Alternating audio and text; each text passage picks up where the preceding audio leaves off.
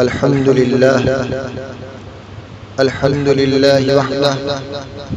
لا شريك له والصلاة والسلام على محمد لا نبي بعده ولا رسالة بعد رسالتي ولا نبوة بعد نبوتي ولا كتاب بعد كتابي ولا معصوم بعد اسمتي ولا سنة بعد سنتي ولا أمة بعد أمتي اما بعد میرے محترم بزرگوں اور دوستوں، دینی اور ایمانی بھائیوں، سب سے پہلے آپ تمام حضرات کو میری طرف سے عید الفطر کی مبارکباد۔ عید کے لغوی معنی خوشی کے ہے۔ یہ وہ دن ہے جس کو رحمت کا دن کہا گیا ہے، اور اس دن روزے داروں کے لیے ہر طرف خوشی کا سما ہوتا ہے۔ اسلام میں سب سے پہلے عید کی نماز ہجرت کے پہلے سال ادا کی گئی۔ عید کی مشروعیت کے حوالے سے حضرت انس رضی اللہ تعالی عنہ فرماتے ہیں کہ جب نبی کریم صلی اللہ علیہ وسلم مدینہ تشریف لائے تو اس وقت اہل مدینہ کے لیے 2 دن کھیل کود کے مقرر تھے۔ تو نبی کریم صلی اللہ علیہ وسلم نے فرمایا، حق سبحانہ و تقدس نے ان دنوں سے بہتر 2 دن تمہیں عطا کر دیے، عید الفطر اور عید الاضحیٰ، اور ان دونوں راتوں کے تعلق سے اللہ کے رسول صلی اللہ علیہ وسلم نے ارشاد فرمایا، آج کی رات کی فضیلت، یعنی جس شخص نے عید الفطر اور عید الاضحیٰ کی راتوں کو ثواب کی امید رکھتے ہوئے زندہ رکھا، عبادات میں مشغول اور گناہوں سے بچا رہا، تو اس کا دل قیامت کے ہولناک اور دہشتناک دن نہ مرے گا، جس دن لوگوں کے دل خوف اور دہشت اور گھبراہٹ کی وجہ سے مردہ ہو جائیں گے۔ رمضان کے اختتام پر آنے والی یہ رات خصوصی برکتوں اور ساعتوں کی حامل ہے، اور یہ وہ رات ہے جس میں ماہ سیام میں ہمہ وقت عبادت کرنے والوں کو اجر و ثواب ملتا ہے، اور اس دن مزدور کو اس کی مزدوری دی جاتی ہے۔ احادیث مبارکہ میں اس رات کی بہت فضیلت بیان ہوئی ہے۔ حضرت ابو ہریرہ رضی اللہ تعالی عنہ نبی کریم صلی اللہ علیہ وسلم کا ارشاد نقل فرماتے ہیں، میری امت کو رمضان المبارک میں 5 ایسی خصوصیات عطا کی گئی ہیں جو اس سے قبل کسی امت کو عطا نہیں کی گئی۔ ان میں سے 5ویں خصوصیت یہ ہے کہ آخری رات میں روزے داروں کو بخش دیا جاتا ہے۔ ایک صحابی نے عرض کیا، یا رسول اللہ صلی اللہ علیہ وسلم، کیا وہ رات لیلۃ القدر کی رات ہے؟ آپ صلی اللہ علیہ وسلم نے فرمایا، نہیں، بلکہ جب مزدور اپنے کام سے فارغ ہو جاتا ہے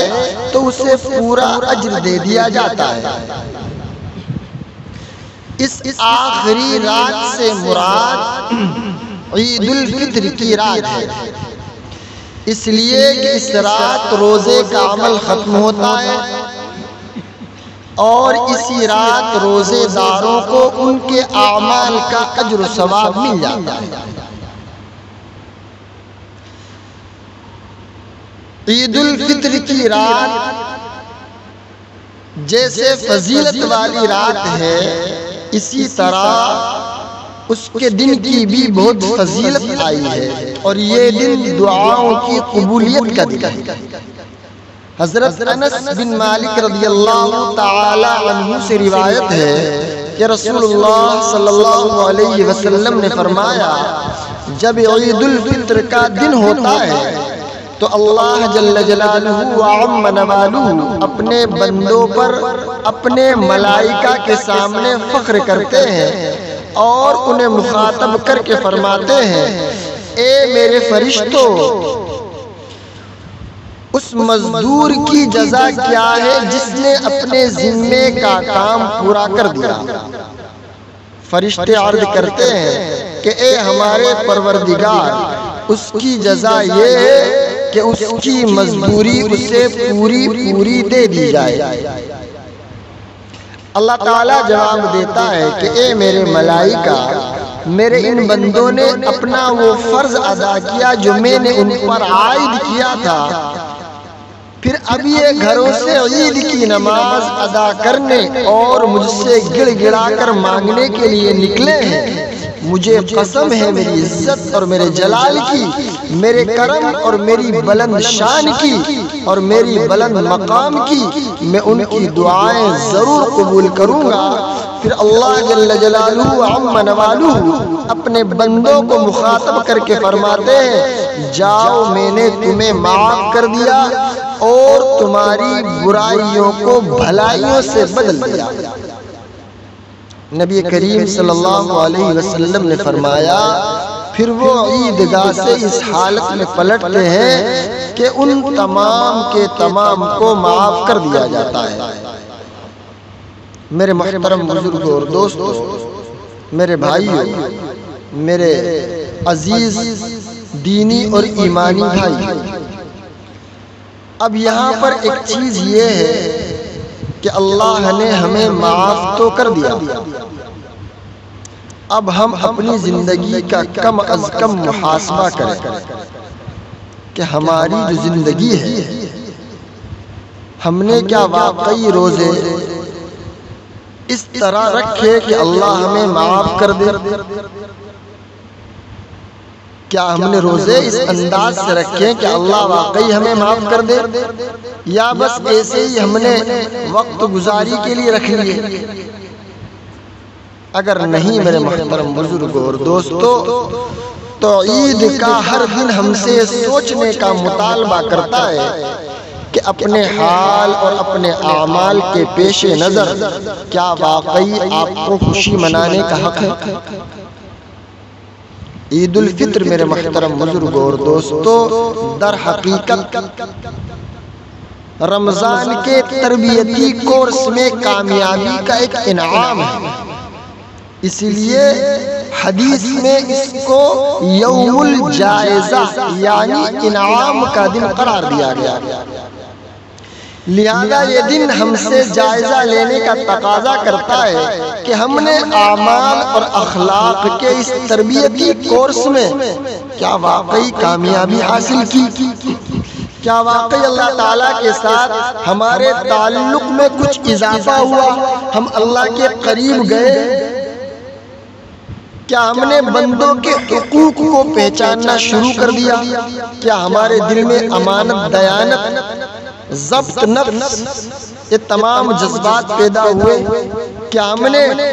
چاروں طرف پھیلی ہوئی معاشرے میں برائیوں کو مٹانے اور ان سے خود بچنے کا کوئی عہد کیا؟ کیا ہمارے سینے میں اپنی قوم کا درد، فلاح اور بہبود کا کوئی ولولہ، کوئی شوشہ پیدا ہوا؟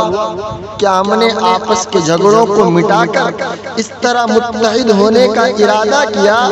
جس طرح ہم عیدگاہ میں ایک ساتھ عید کی نماز پڑھتے ہوئے، مسجد میں ایک ساتھ عید کی نماز پڑھتے ہوئے نظر آتے ہیں؟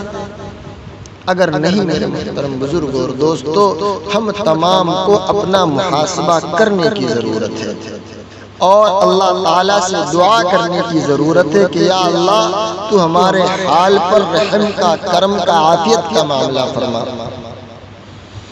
اور اس ماہ مبارک میں جتنے بھی لوگ اس دار فانی سے کوچ کر گئے ان تمام کی مغفرت فرما اور تمام اکابر کی عمروں میں برکت عطا فرما اور ہماری کوتاہیوں کو درگزر فرما اور آئندہ زیادہ سے زیادہ عبادت اور اطاعت کی توفیق مرحمت فرما اور تمام بیماریوں سے ہم تمام کو شفا عطا فرما اور آنے والے رمضان تک ہم تمام کو صحیح سالم اور تندرست پہنچا۔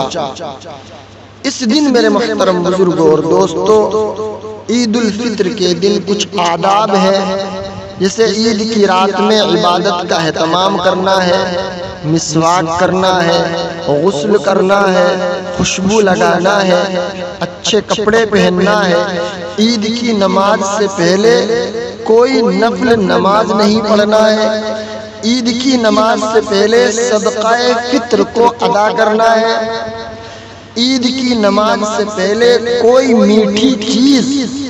خصوصاً کھجور یا چھوارے طاق عدد میں کھانا ہے، نماز کے لیے جاتے ہوئے آہستہ آہستہ تکبیر پڑھنا ہے، اللہ اکبر اللہ اکبر،